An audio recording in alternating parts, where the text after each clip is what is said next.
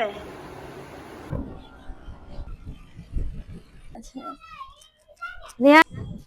બધાના લેકેટ પર લઈ જાય કાઈ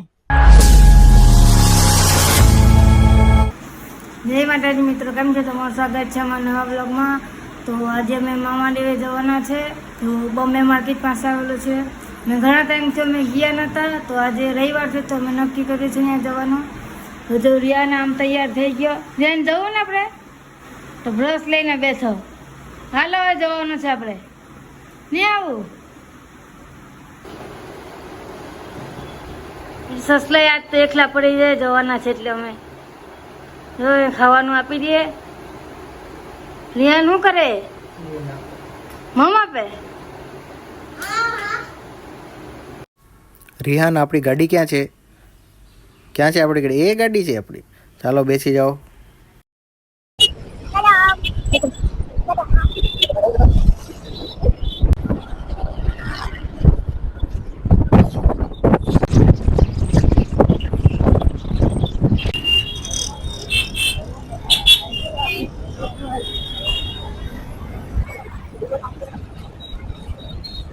અહીંયાથી અગરબત્તી, બિસ્ટોલ અને બિસ્કિટ લઈ લઈએ છીએ, પછી મંદિર તરફ જઈએ છીએ.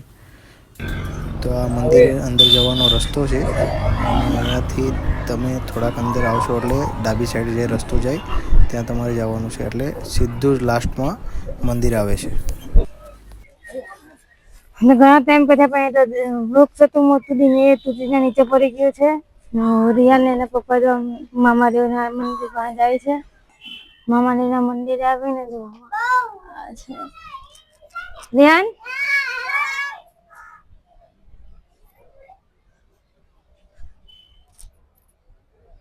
બાપા સીતારામ લઈ જાવ જે કલે પપ્પા છે.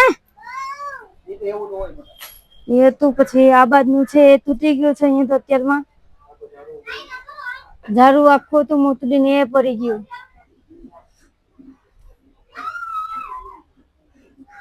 નાના છોકરા હતા બધા. પછી રિહાને બિસ્ટોલ કરી દીધી અને બિસ્ટોલ ધરી અને બાજુમાં આગળ બધી સાફ સફાઈ કરી. અને સાફ સફાઈ કરીને બધા છોકરા આવી ગયા હતા, તો પછી બધાને બિસ્કિટ આપ્યા અને બધા છોકરા પણ ખુશ થઈ ગયા. આજુબાજુવાળા જેટલા બી છોકરા હતા બધા આવ્યા અને બધા ખુશ થઈ ગયા બિસ્કિટ આપ્યા એટલે. તમે પણ જાઓ તો છોકરા માટે બિસ્કિટ અથવા તો કંઈ પણ ખાવાનું લેતા જજો, કારણ કે છોકરા ત્યાં આવે જ છે. બિસ્કિટ પર લઈ જાય પર લઈ ગયો લઈ ગયા જો અમે. જા જા હવે. અરે રિહાન આપે આપી દે પેલા ભાઈને. હાલે અહીં વાલ આપણે અહીં આવ. આપી દે ભાઈને. લઈ લે. હાલે આજે આ આપી દે. ભાઈને આપી દે. હાલે આ બેનને આપી દે. અમે ત્યાં થોડી વાર બેઠા હતા. બીજા લોકો પણ દર્શન કરવા માટે આવી ગયા હતા અને તમે જોઈ શકો છો કે કેટલા બધા છોકરા પણ છે ને દર્શન કરવા પણ આવી ગયા છે. બીજા આજુબાજુમાં નાના છોકરા રહે છે તે બધા દર્શન કરવા માટે કોઈ બી આવે છે તો એ બધા આવે છે, કારણ કે એના મનમાં એવું છે કે કોઈ આવે એટલે અમને કોઈ બિસ્કિટ અથવા કોઈ પણ ખાવાનું આપે.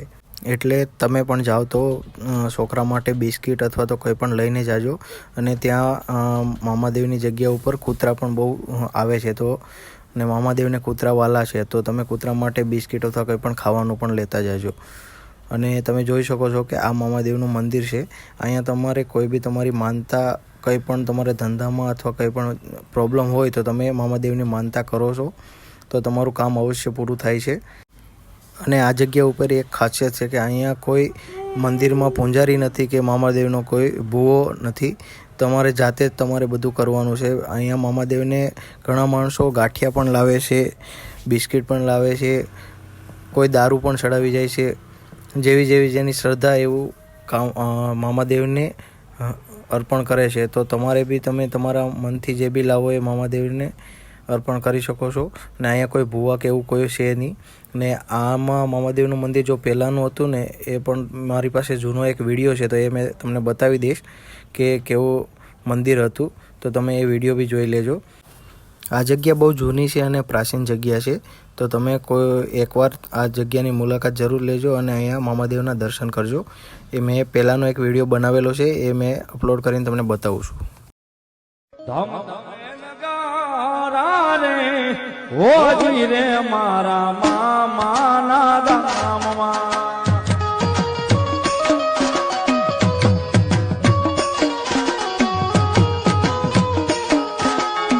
ધામ ધામે નગારા રે હોજી રે મારા ગોંડલ વાળા. રિયાનભાઈ જય જય કરવા હવે એ ગયા છે. પગે લાગી લે હરખો હવે રિયાન. બસ આવી જા. જો બધા ભાઈ બેઠા જો સામે જો નાના નાના ભાઈ છે. આમ ટાટા કીધું ભાઈ ત્યાં જઈને કહી આવજે. તો તમે જોઈ શકો છો કે અત્યારની મંદિરની હાલત આ રીતની છે. પહેલાં મેં વિડીયો તમને બતાવ્યો એમાં તમે જોઈ શકો કેવું મોટું ઝાડ હતું અને મંદિર પણ કેવું બનેલું હતું, પણ અત્યારનું તમે જોઈ શકો છો. હજુ પેલા ઝાડવું બહુ મોટું હતું.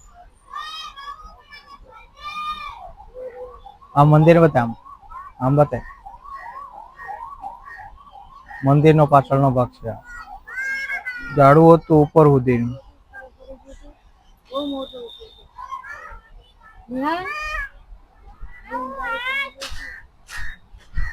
તમારે મંદિરે દર્શન કરવા આવવા માટે પહેલાં બોમ્બે માર્કેટના મેઇન ગેટથી તમારે એક સીતાનગર સાઈડ અથવા રેણુકા ભવન સાઈડ તમારે આવી જવાનું છે. ત્યાંથી થોડાક જ આગળ આવશો એટલે ત્યાં એક સાઈડમાં જમણી સાઈડમાં એક પોપડો આવશે અને તે પોપડાની અંદર જ મામાદેવનું મંદિર છે. જય મામાદેવ.